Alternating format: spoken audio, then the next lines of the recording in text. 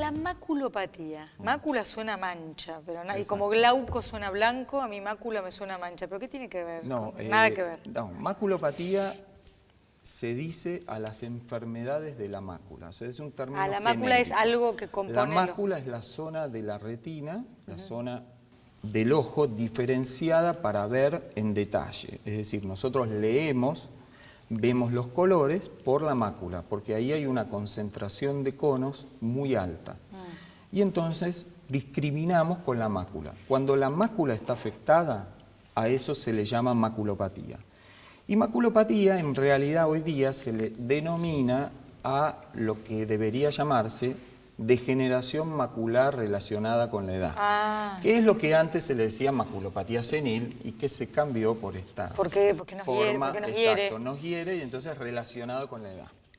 Que es el término actual. Y entonces se ve cada vez más, porque hay cada vez más gente que cumple muchos años. Exactamente. Ahí... ¿Tiene tratamiento? No hablamos del tratamiento del glaucoma, ¿eh? Sí, el tratamiento, hablamos ahora sí, del glaucoma. para cerrar el glaucoma. Bueno, el glaucoma se trata con gotas inicialmente. Tenemos 4 tipos de fármacos que se van combinando hasta 3. Si no regula bien la presión con esa combinación. Todo local, no hay nada sistémico. No. ¿Y la gota cómo actúa?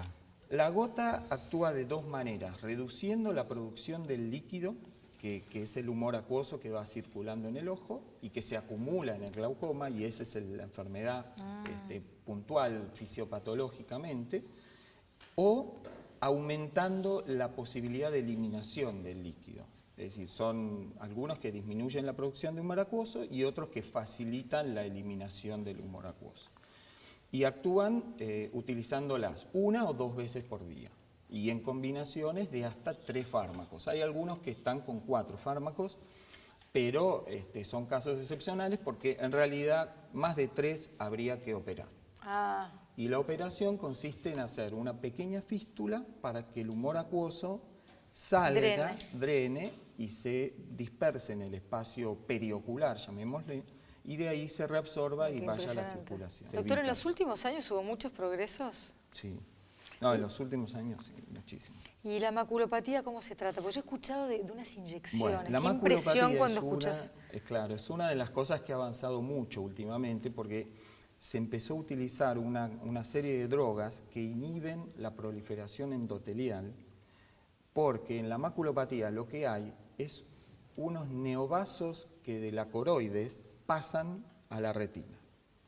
Esos neovasos, que son ¿vasos nuevos? Vasos de neoformación, sí, vasos anómalos, pueden sangrar, pueden exudar y esa es lo que pueden producir una cicatriz finalmente en la mácula, que hace que la mácula sea reemplazada por una cicatriz y entonces el paciente ve en la periferia pero no en el centro. Entonces no puede leer, no puede digamos, discriminar bien, ve campo. Claro. Entonces esas inyecciones se aplican intravítreas, son una serie de anticuerpos monoclonales que se usan para otras cosas. Lo hablamos en otras ocasiones. Funcionan muy bien de acuerdo a lo que teníamos antes. Pero, ¿y hay prevención en la mácula? Hay prevención en el sentido un poco de lo que hablaban al principio, de los factores de riesgo del fumar, que crea factores de riesgo vascular. Claro. De vida ordenada. Una vida ordenada. Bien Antes de nutrida. despedirnos no podemos dejar de hablar de las cataratas, que yo creo que al lado de lo que acabamos de hablar pasan a ser como un juego de niños, pero ¿cómo es? Claro, las cataratas tienen la ventaja que es una causa de disminución de la visión reversible. Y eso, aunque hoy nos parezca raro, ¿cómo empieza a ver la persona que tiene cataratas? Empieza a ver borroso, o sea, que le falta nitidez, que no puede leer, o a veces empieza con trastornos con las luces, o sea, cuando tiene muchas luces se siente resplandecido y no puede ver, pero finalmente se le va opacificando y va perdiendo progresivamente la visión. Ese es el cristalino que se va... El cristalino se va opacando y depende del sector del cristalino que se opaque, es la sintomatología. ¿Y ahí se recurre a la cirugía? Ahí se recurre a la cirugía cuando el paciente ve que no puede cumplir sus actividades, o sea, no cuando madure, como se decía antes. ¿A qué es cuando madure? Bueno, antes había que esperar que la catarata se completara. o sea, se madurara, que todo el cristalino se transformara en una catarata. Y hoy ese concepto cambió totalmente, porque la técnica que hacemos, que es la facomulsificación, tenemos que ir cortando y fragmentando el cristalino. Y si está maduro, que está muy duro, nos complica. Y segundo, porque la mayoría de los pacientes no esperan a no ver nada. Antes, cuando yo empecé... Había una cierta resignación. Sí, sí, se le decía, no, tiene que esperar que madure. Y el paciente ¿Facoemulsificación se llama? Facoemulsificación. Ahora, ¿en qué consiste? Porque antes, o sea, vos podés reemplazar todo el cristalino o hacer la facomulsificación, ¿no? Me equivoco. Claro, porque antes se sacaba íntegro. Sí. Y ahora, ya desde hace más de 15 años, se hace una incisión muy pequeña en la córnea, que mide entre 1,8 y 2,8 milímetros, y eso lo sabemos porque usamos bisturís de ese tamaño. Entonces, entra el bisturí y sabemos el ancho de la incisión. Se abre la cápsula anterior del cristalino y luego con un aparato que es el facomulsificador, que es ultrasonido, la gente cree que es láser, pero es ultrasonido, se va fragmentando el cristalino y aspirando. Eso es como una aspiradora que va rompiendo el cristalino en pequeños fragmentos, con la ayuda de una mano, de un instrumento en la mano izquierda, lo vamos como comiendo en pequeños fragmentitos, y dejamos la cápsula. Una vez que la cápsula queda, es el envoltorio del cristalino, y ahí colocamos la lente intraocular. O sea, la facomulsificación es sacarlo así de pedacitos, pero le pones la lente intraocular. Exactamente, la lente intraocular se pone en el saco de lo que era el cristalino. Antes se sacaba todo. En el año 80, 82 cambió y acá empezó a hacerse la cirugía. ¿Puedo preguntar algo? Bueno, esto de que estás despierto y te pueden operar, ¿cómo hacen?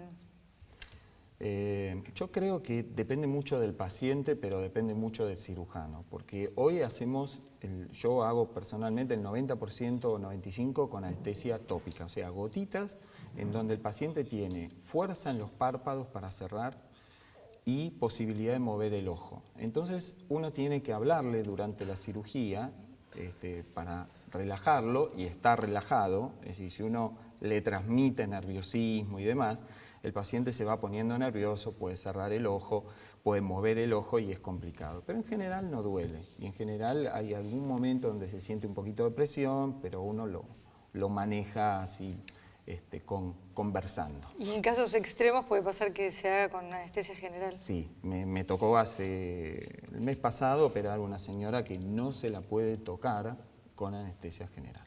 Puede pasar, llegado el caso tratamos de no. Bueno, entonces que quedó claro un montón de cosas, hablamos mucho de glaucoma, me parece que igual es interesante porque no tiene síntomas y sin embargo es muy grave, de la maculopatía de la que se habla mucho, conclusión porque bueno, la gente vive más, y de cataratas que tienen por lo visto solución y cada vez más. Pero la idea es ir anualmente a visitar al oftalmólogo para cerrar. Sí, nosotros recomendamos una vez por año hacer un control. Y sobre todo si tienen la presión un poquito alta, mucho más seguido, ¿no? Y en ese control nosotros, los pacientes, tenemos que ver que nos hayan tomado la presión, que nos hayan hecho un campo visual y que nos hayan...